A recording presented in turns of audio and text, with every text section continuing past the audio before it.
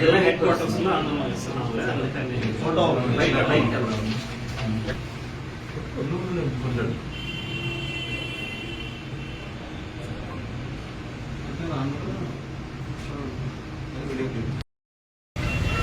Narasaraopet 2 town police స్టేషన్లో APPSC అవకతవకల మీద తెలుగు యువత మరియు టీఎన్ఎస్ఎఫ్ ఆధ్వర్యంలో ఎవరైతే గౌతమ్ సవాంగ్ గారు ఉన్నారో, అలాగే ఆంజనేయులు గారి మీద, అలాగే మన ముఖ్యమంత్రి జగన్మోహన్ రెడ్డి మీద ఈరోజు నర్సరావుపేట పట్టణ 2 టౌన్ పోలీస్ స్టేషన్లో కేసు ఇవ్వడం జరిగింది.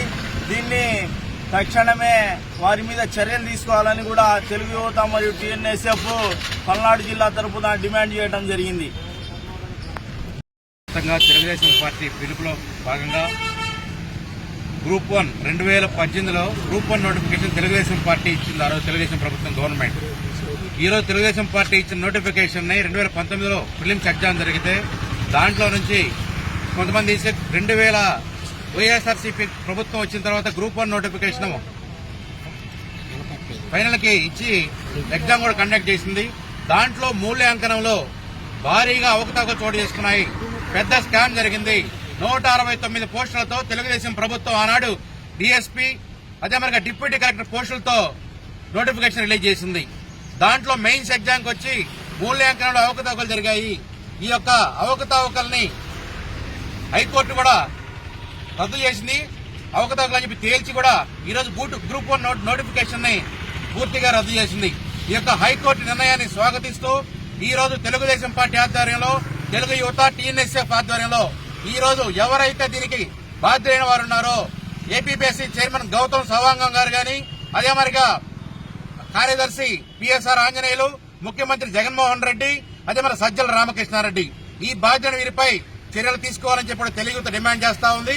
అదేవిధంగా 250 కోట్ల రూపాయల స్కామ్, ఈ స్కామ్ లో డీఎస్పీ పోస్టుకి 1.5 కోట్ల, అదేవిధంగా డిప్యూటీ కలెక్టర్ పోస్టుకి 2.5 కోట్ల రూపాయలు వసూలు చేశారు. ఈ రోజు 326 పోస్టులకి మీరు వాళ్ళని ఎంపిక చేశారు. మూల్యాంకనంలో కరోనా సాకుతో డిజిటల్ మూల్యాంకనం చేశారు.